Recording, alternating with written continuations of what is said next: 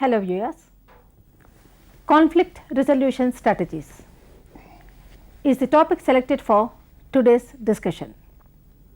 This topic has been selected from Organization Theory and Behavior course of our MCOM students. Just for a moment, assume a family consisting of grandparents, parents and children.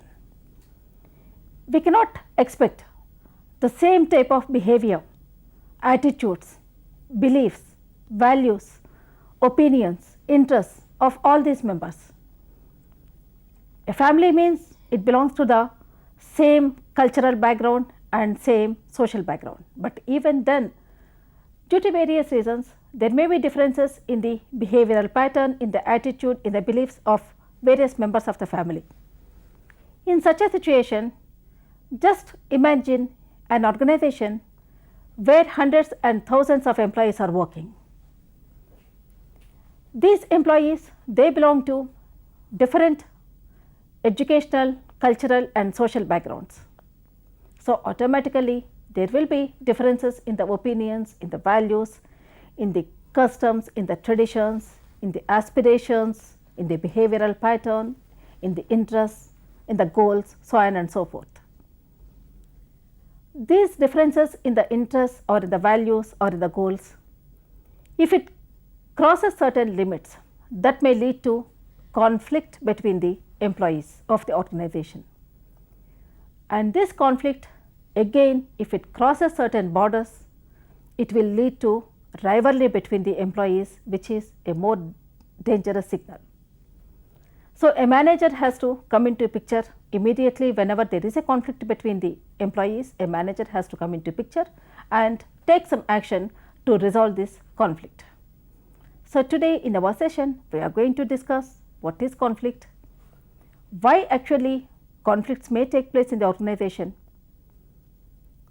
whether conflict in any way is useful for the organization or whether it has only some negative impact on the functioning of the organization. What are the measures to be taken by a manager to solve these conflicts? We are going to discuss all these aspects today.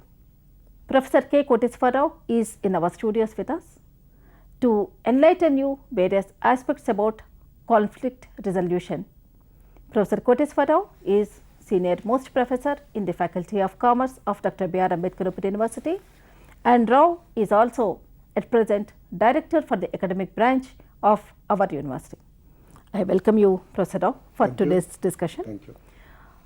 So, will you please explain us the concept of conflict more detail? Yes. As you have rightly pointed out, the conflict is there everywhere, not only in the family, but also in the organizations. And you have come out with the reasons why there is conflict between the members of the family, between the members of the organization and all. If you take the conflict in simple words, we can say collision, clash or disagreement. For example, if an individual is there, he might be having different views. Maybe all those views might be conflicting. He himself might be having disagreement with such views. And very oftenly he might be changing his views also depending on the situation and all. There may not be consistency in the views of the same Right. individual. Right. Okay. So, if the views or needs are incompatible, then in such cases that situation is called as conflict. Maybe within the individual, between the individuals, between the groups. These are the different situations which we come across in day-to-day life. Moreover, this conflict is a must nowadays in organizations. As you have told, the employee's background is different, the value systems are different. The goals assigned to them are also different. The resources available within the organizations are also limited. So all these things lead to conflict situations in the organizations. Just I told you, when there is a conflict between the views, between the needs, or if they are incompatible, then in such cases, that is called as intrapersonal conflict. The conflict that may take place within an within individual. the individual. Okay. Within the individual. Then the other one is when one is having some goal, the other person is coming in the way, or some other factors are coming in the way to achieve such goal. Then he has to fight for his achievement. Both internal factors and the external factors which contribute negatively for the achievement of such goal. Then in such cases it is called as interpersonal goals.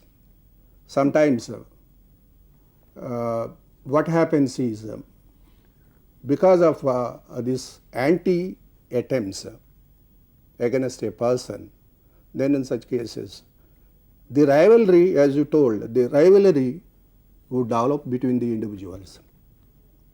They may not see eye to eye, and that would affect the smooth functioning of the organizations. Actually, teamwork should be preferred. Yeah. In order to achieve the goals of the organization, what is Yes. required is teamwork. Yes. But if there is no proper harmony, proper coordination among all the employees of an organization, this teamwork may not be possible, and as a result of which smooth functioning of the organization will be affected. Yeah. Okay. The third one, as you told, that group conflict, intergroup conflict.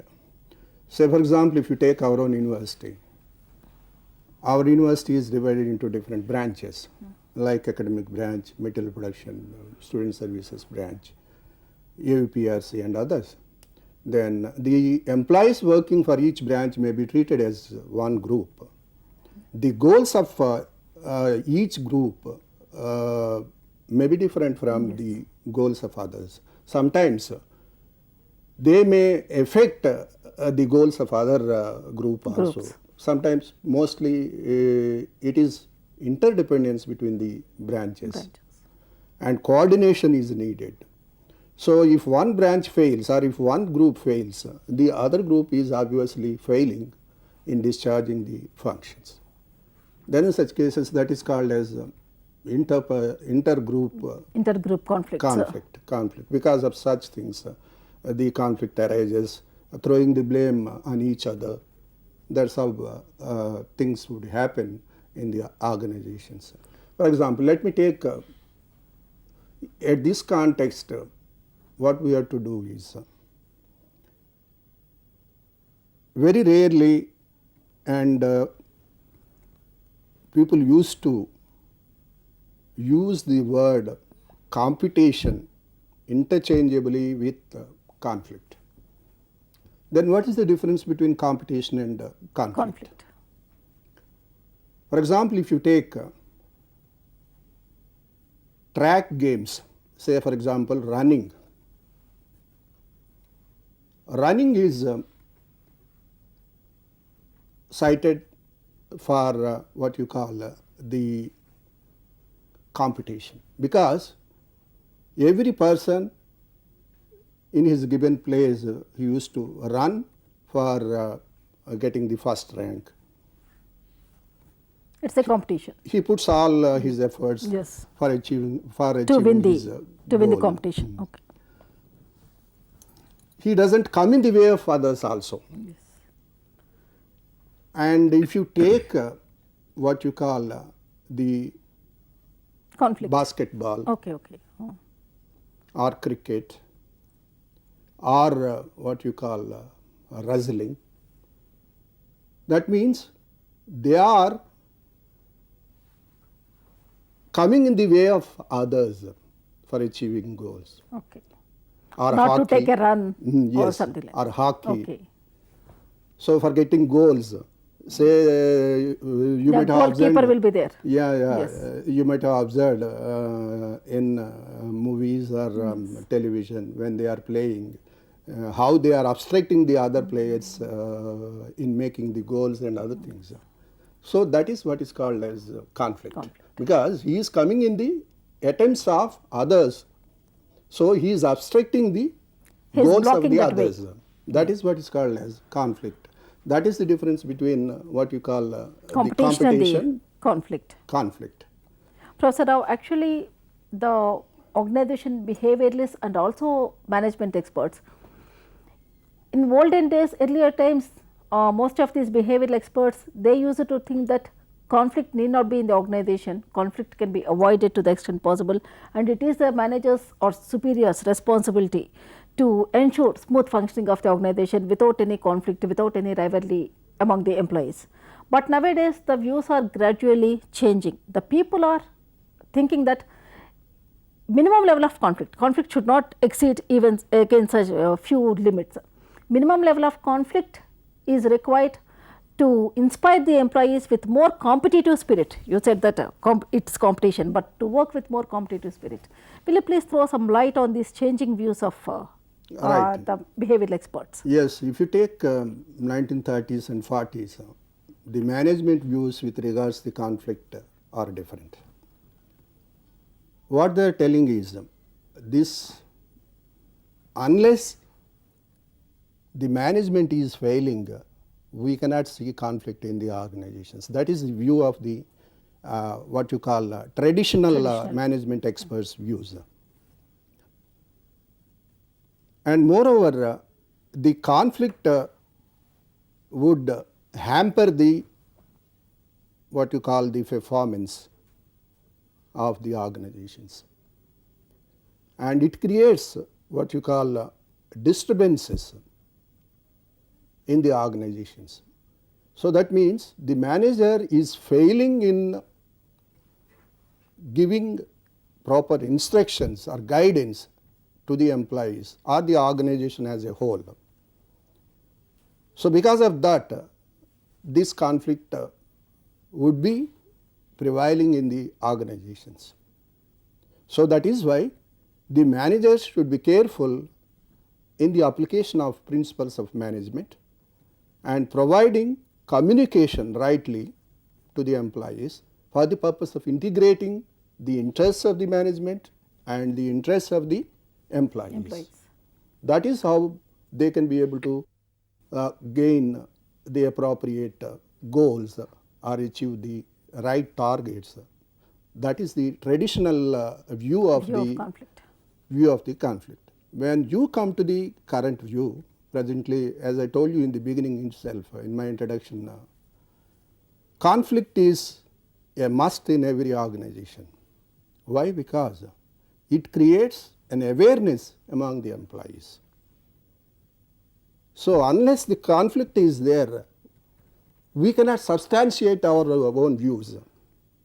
I told you conflict is nothing but disagreement. Yes. Why we are disagreeing with a particular view or particular decision? So that thing we should be able to what you call justify ourselves. That means why you are contradicting with each other, why we are saying no to each other. And conflict in that case need not be among the employees only. Sometimes the employees may resist certain introduction of changes by the management, right, or some other decisions taken by the management. So in that case conflict may be there between the management and also employees. Definitely. And nowadays as you said, as per the current view, the behavioral experts, they are saying that employees need not say yes all the time to the boss. At times they can express their own opinions. This is how actually we have to do, this is how we have to do it. Yeah, please. Yeah, when they are raising their voice against the decisions or against the views of the management, then in such cases they think over the particular decision and they develop strategies or what you call the defense mechanisms. Why they are put forth with a particular view against a particular thing and all. Then that creates a creativity and interest among the employees. That's why the conflict is needed in organizations. Moreover, it motivates the employees. See, if once they project the views, then if we honor them, if there are any merits with regards to the particular view, then we honor them. Automatically that gives a patting to them and which motivates them in future actions. And that gives satisfaction to them. Yes. So that's why a level of management conflict should be created in the organizations with appropriate handling mechanisms. So this would create more and more performance in the organizations. This is the view of the current management thinkers. Okay. So in our discussion, I think we almost covered, while discussing the traditional view and also the current view of conflict, we discussed the positive effects of conflict to some extent. That is, actually, if there is conflict, that will help the employees to think creatively and to come out with new solutions, new ideas. What you call is functional effect. Yeah, functional effects. The positive effects of the functional smooth conflict. functioning of the organizations. Yeah, there is the other side of the coin is also there. That's what is Negative called effect. Dysfunctional effect. Okay, so will you please explain what is this dysfunctional conflict? Yeah, dysfunctional effect is, if you do not, as I told you, when we are put forthing the what you call the presence of conflict in the modern organizations, definitely we are advocating in favor of it, and while we are telling that, what I told you is there should be appropriate mechanisms, defense mechanisms. Okay. So when such defense mechanisms are there, we can get the better result. If you do not have such defense mechanisms, automatically it will give negative effects in the organizations, as you have pointed out in your presentation in the beginning, that that will create what you call disharmonious relationships between the individuals, between the groups, between the departments and between the sections. That is what dysfunctional effect. Unnecessarily the stress, tensions will be created in the individuals, and they may undergo a lot of depression, frustration and all those things, and ultimately sometimes we may see even the employees resign for their jobs because of this stress or tension, if they cannot tolerate that stress and this frustration and all those things. Yeah, shall we shift over to the next aspect, that is various stages in conflict process? Yeah, will you please explain what are the stages involved in conflict? Yeah, first stage is potential opposition. The next one is cognition and personalization. And the third one is behavior. Finally, we have outcomes. Okay. These are the four important stages in the conflict. Yeah, will you please explain them briefly? Yeah. See, normally this conflict situation arises when there is incompatibility in the views or in the events or in the goals. Then in such cases, what will happen is automatically the opposition comes. Say, if you take the organizational situation, then in such cases, interpersonal conflict, if you take, then in such cases, what will happen is the other person would come in the way of the second person. Intentionally, he tries to block. He wants to sabotage the attempts of the employee. And sometimes the fact is covert and overt. These things, covert means internal factors and overt means external factors. Overt means, you say, maybe because of physical calamities and other things. And internal situations, then in such cases, say personal relationships with the boss and other things. His relationship with his fellow members in the group. So these things would come in the way. So then what will he will try is he tries to continue with his efforts, and he opposes the attempts of the others, and he will always try to overcome the barriers which are coming in the way for achieving the goals. So that is what is called potential opposition. Okay. Next one is cognition and personalization.